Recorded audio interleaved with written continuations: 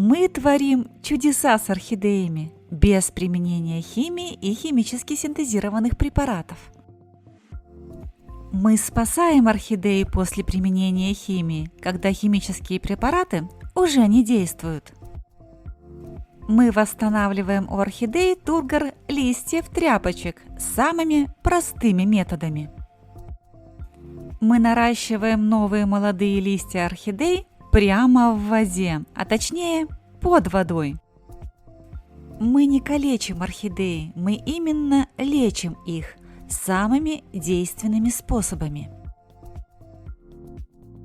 Во время лечения мы не удаляем листья орхидеи, а сохраняем ее внешний вид и эстетическую составляющую. В горшках наших орхидей растут каланхоэ, лук и чеснок. Мы успешно адаптируем орхидеи после длинных и тяжелых транспортировок, после отека листьев и других неприятностей. И не просто адаптируем, а доводим их до цветения. Мы – команда единомышленников канала «Классика орхидейного жанра». Привет, друзья! Сегодня на канале «Классика орхидейного жанра» зрители сами расскажут о лучших методах лечения, восстановления и адаптации орхидей, которые реально работают. Если вам нравится то, что делаю я, пожалуйста, поставьте пальчик вверх под видео и напишите комментарий. Это поможет каналу и алгоритмам YouTube в продвижении видео. А начнет нашу сегодняшнюю подборку лучших результатов история Ольги Исауловой из города Воронеж об адаптации фаленопсиса Лека Фантастик после неудачной транспортировки. Здравствуйте, Наталья и зрители канала «Классика орхидейного жанра». Меня зовут Ольга, я из Воронежа, и я хотела бы показать вам мою орхидею Лека Фантастик, которую я получила 16 октября 2023 года в размере 2,5, посаженную в мох. Растение явно при отправке было крупное и достаточно мощное. Оно имело 6 листьев и развитую корневую систему. Садовник, по всей видимости, не очень хорошо просушил орхидею перед отправкой, и поэтому ко мне она поступила с обширными отеками большей части своих листьев. Вот сейчас такой листик остался у нее всего один. И когда я принесла эту орхидею домой, я поступила с ней следующим образом. Чуть больше половины мха я убрала у этой орхидеи, вынув ее из пластикового стаканчика. И затем посадила ее на фитиль, в такую вот бутылку пластиковую, прозрачную, с большим количеством отверстий. В дренажный слой я добавила кокосовое волокно. Саму орхидею с остатками мха в корнях поставила в эту бутылочку. Вокруг обложила живым мхом и крупной корой, подсыпала кремневита. И верхние корни также устелила живым мхом, кокосовыми чипсами и мелкой корой. В дальнейшем я еще добавила поверху кокосовое волокно. Оно мне нравится тем, что предохраняет грунт от высыпания из горшка, когда ты его наклоняешь при душевании растения. Далее для листьев я соорудила вот такие подпорки, потому что листики не держались, особенно листики, которые были травмированы. В кашпо, в мое импровизированное, на дно я добавила керамзит и кремневит, просто чтобы горшочек из бутылочки стоял повыше, лучше проветривался. И когда у нас дома жарко и суховато, я добавляю сюда воды. И фитиль поднимает эту воду к корням орхидеи. Далее я действовала следующим образом. Поливала эту орхидею раз в 2 дня микрополивом, теплой кипяченой водой по краю горшка. В центр розетки и полностью все листья я капала толстянкой, использовала сок толстянки. Сок толстянки я использовала каждый день в течение всей первой недели. пребывания орхидеи у меня дома. И орхидея находилась под ярким светом. Все, как советует нам Наталья. В течение первых 2 недель орхидея сбросила 3 листа из 6 листьев, которые у нее имелись. Но параллельно она начала активно растить корни от стволика. Вот все корни, которые сейчас видны здесь, это все корни новые. Ничем их развитие я не стимулировала и даже не использовала и сок алоэ, потому что боялась провоцировать развитие патогенной микрофлоры, а отеки были очень большие. Далее также параллельно она выпустила цветонос, причем он был нетипичного вида, и я сначала даже не поняла, что это он. Кончик не был острым, но тем не менее это был цветонос. Дорастила листик, который у нее был растущим, до размеров остальных своих листьев. И в конце уже 3-й недели пребывания у меня дома она выпустила новый лист из центра розетки. Но единственное, так как она развивалась бурно и по всем фронтам, листик остался маленьким. При этом сразу говорюсь, в посадке корней у нее много, никакие корни там у нее не пропали, она их не потеряла. Просто, видимо, не хватило сил развивать действительно все одновременно, при этом параллельно восстанавливаться все-таки после такого тяжелого стрессового переезда из Тайваня в Россию. Как теперь я действую с этой орхидеей? Микрополив я продолжаю. Пересыхать я корням орхидеи не даю, потому что, мне кажется, это важно. Сохнуть они не должны. Опрыскиваю до сих пор с осторожностью, потому что у нас дома сейчас прохладная, зима очень холодная в этом году. И все-таки пока стараюсь опрыскивать не очень часто. Но за это время орхидея продолжала рост корней, продолжала развивать цветонос. Вот сейчас он уже вот такой с бутончиками. И единственное, что я сделала, это 15 января я опрыскала орхидею вместе со всеми остальными моими орхидеями водой с соком алоэ, потому что было на улице потеплее, и дома тоже, соответственно, стало жарковато. И мне показалось, что в этом случае орхидеям опрыскивание не повредит. И несколько раз тоже во время потепления опрыскивала простой, чистой, теплой кипяченой водой. Но, опять же, это уже когда я поняла, что орхидея восстанавливается, опасность миновала.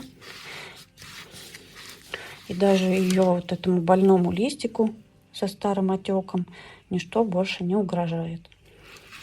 В настоящий момент жду цветения моего лека, потому что мне непременно хотелось иметь этот сорт у себя в коллекции и не купить голландский цветущий лека, а именно вырастить из подростка, и чтобы он зацвел у меня дома.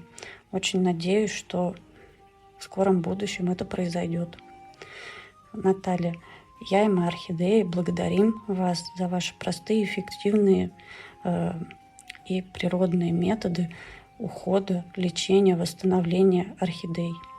Считаю, что моим растениям очень повезло, что на ваш канал я наткнулась довольно быстро, в самом начале своего увлечения этими прекрасными растениями.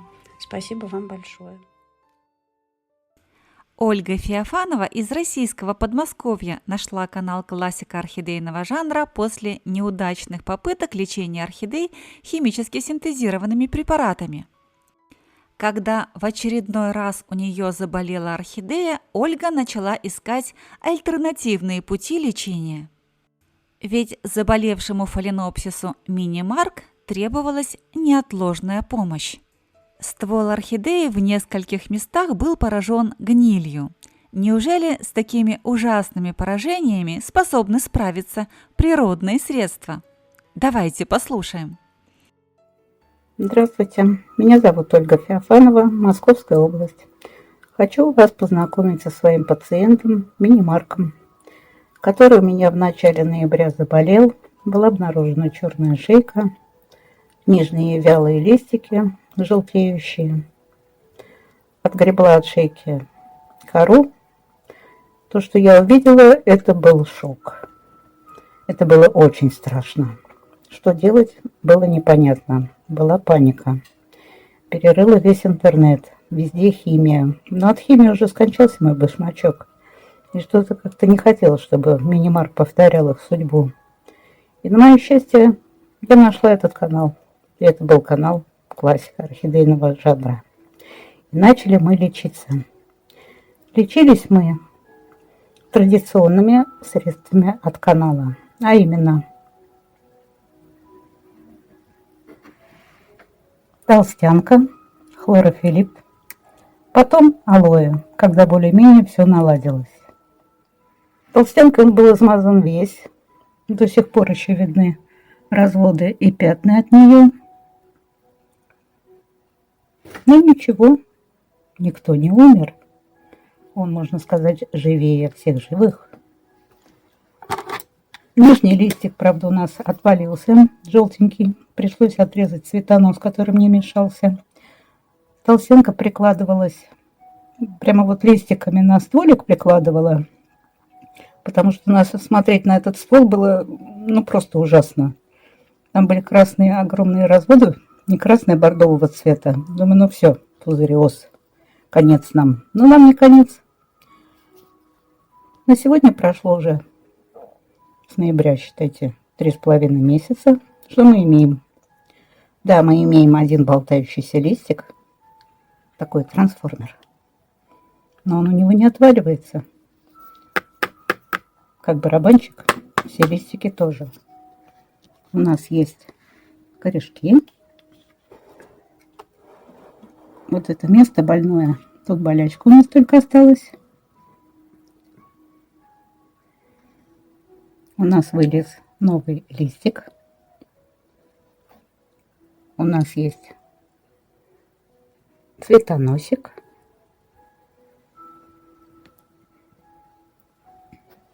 У нас есть корешки в дырявом горшочке. Кстати, когда обнаружила проблему, я его пересадила полностью, вытряхнув то, что было раньше. Не обрезала ни один корешок. Вот как есть с теми корешками. Но там гнилые, может быть, отколупнула те, которые были совсем плохие. Те же оставила. И пересадила его. В горшочке сделала дырочки. Горшок большой, потому что корней у нас было, правда, много.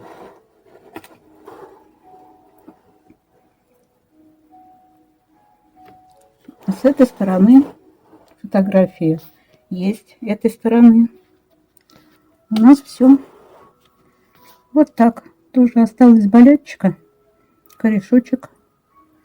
Все хорошо. Химией розового цвета не пользуемся.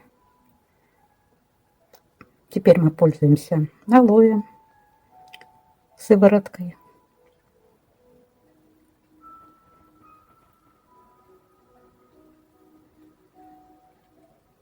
И, конечно, каркаде. Ксения – давний почитатель всех методов восстановления орхидей канала «Классика орхидейного жанра». Метод 12-12 Ксения уже использовала для восстановления одной своей орхидеи осенью прошлого года. Восстановление прошло вполне успешно. В этом году, столкнувшись с очередной проблемой, Ксения снова решила вернуться к методу 12-12 для восстановления орхидеи. Давайте послушаем, как это было.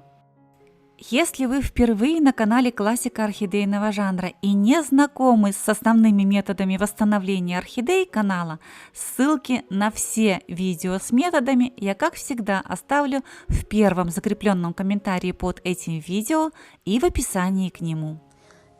Это первая моя орхидея, которую я выхаживала по методу Натальи 12/12. Она осенью еще была посажена. Недолго я ее замачивала, довольно-таки быстро она опустила корни, и я ее пересадила. Лист она вырастила уже будучи в посадке. А это азиатский дикий кот. У него очень долгая история. Ничего у меня с ним не получалось. По итогу пошло гниение, потерялись корни. И вот сейчас корни я нарастила не этим методом, а корни появились еще до этого в тепличке. Потом они закуклились, и я решила ее замочить. И вот эта светлая часть листа, она отросла уже в воде по методу Натальи. И этот тургор вот только буквально набрался. Купается она уже где-то, наверное, неделю. У Александры Беляниной из Твери достаточно длинный орхидейный путь, но не все получалось сразу. Орхидеи Александры не хотели цвести. Почему у других орхидеи растут и цветут, а у меня не хотят? Задалась вопросом Александра и начала поиски. Добрый вечер. Меня зовут Александра, я живу в городе Твери. Первая орхидея появилась у меня уже лет 10 назад, но тогда я ими не очень интересовалась и просто поливала раз в неделю, как говорили. Она у меня не цвела, спустя какое-то время она у меня погибла. После этого были еще несколько орхидей, которые тоже погибли. После этого я уже задалась вопросом, почему у некоторых они очень красиво и пышно цветут, но у меня они не хотят расти. Года 2 назад я попала на канал Натальи «Классика орхидейного жанра» и стала применять ее советы. Есть у меня, мне свекровь подарила орхидею на день рождения. Тогда она была цветущая, достаточно большая. Вот. Но это было года 3 назад. Тоже она у меня потеряла всю корневую систему. Оставалось 2 листика. И тогда я прислушалась к советам Натальи и начала активно их использовать. Наращивала корневую систему в стаканчике с мхом. Нарастила она корни достаточно быстро. Она начала растить листочки. Сначала они были маленькие, она их отсушила. Вот. Тоже листики покрупнее. Вот за 3 года у нее уже, получается, 5 листьев она нарастила. И достаточно большую, хорошую корневую систему. Это уже второй стакан. До этого она росла в стакане поменьше. Он был полностью забит корнями. Я ее пересадила. Сейчас она у меня расцвела. Цветет на 3 цветочка. И начала доращивать бутончик. Цветонос доращивает. За 3 года это первое домашнее ее цветение. Ухаживала я за ней после того, как она активно начала наращивать корневую листовую массу. Алоэ использовала на ней. Также опрыскивала слабо розовым раствором каркаде. И, конечно же, опрыскивание и душевание. Ничего у нее не гниет. Она прекрасно себя чувствует. Также у меня наконец-то начал цвести дендробиум. Мне его тоже подарили. И года 2 он стоял без цветов.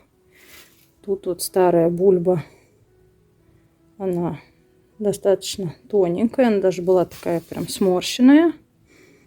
После того, как изучила канал, начала активно ее замачивать. И после этого она стала растить такие вот толстенькие бульбы.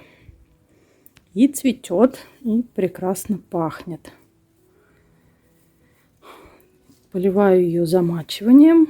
Также любит дошивание. Вот. И даже на старых, если раньше она у меня при покупном цветении она отсушила листики, цветочки, и после этого сбросила все листья, отсушила. В прошлом году она цвела вот на этой бульбе, и листочки практически ни одного не отсушила. Держит. Вот. Также вот мне дарили орхидею в прошлом году летом. Я ее летом в жару оставила на окошке, уехала, и она у меня сгорела на солнышке. Осталось только вот остатки от листиков. Убрала ее с солнышка, применяла алоэ, и достаточно быстро она у меня выдала детку. Вот. У самой детки корешков пока нету, но она себя прекрасно чувствует. Очень хороший тургор листиков, они очень плотные. Также на ней применяю алоэ, толстянку, буду выманивать корни. Купила досветку. Раньше лампы у меня не было. Вот сейчас у меня досветка, лампа на 50 ватт, 6500 кельвинов. На зиму сейчас утеплила подоконник, потому что была очень холодная зима. И было тут очень холодно. Евгения на канале Классика орхидейного жанра уже давно. Да и живет она со мной в одном городе. Но третий глаз по уходу за орхидеями открылся у Евгении совсем недавно, с началом работы канала в Telegram. Именно в Telegram-канале есть возможность показать другим участникам группы условия, в которых содержатся орхидеи, и рассказать об уходе за ними. Пообщавшись в Telegram, у Евгении буквально открылся третий глаз. Она исправила свои ошибки и получила быстрый результат. Давайте послушаем, как это было. Уважаемые участники канала Классика орхидейного жанра, всем здравствуйте! Меня зовут Евгения Тынянская, я из города Владивостока, Приморского края. На Наташином канале нахожусь 2 года. Как только YouTube предложил к просмотру этот канал, я его просмотрела и сразу поняла, что это мое. Однако за 2 года больших прям результатов я не добилась. Хотя мне казалось, что я сделала все, как учила нас Наташа. Ранее я приобретала вот такие цветочки. Это была, скорее всего, реанимашка. И продавалась она довольно-таки по маленькой цене. Ну так вот, купила ее, подумала, я такая крутая, смогу ее вылечить, заставить пышно цвести. Однако ничего не происходило. Ну, по крайней мере, растение не умерло. Видимо, очень хотело жить. После того, как Наташа в Telegram-канале написала мне о том, что у меня темно, это был конкретный, простой ответ. У меня открылся третий глаз. Я изменила освещение. Вот такие теперь лампы установлены над моими цветами. Результат не заставил себя ждать. Долгожданное цветение, ведь я даже не знала, какими цветами она цветет. 1, 2, 3, 4 и вон там 5-я орхидея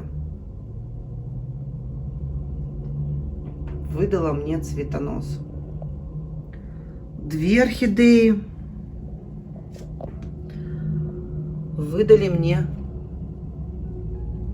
детку.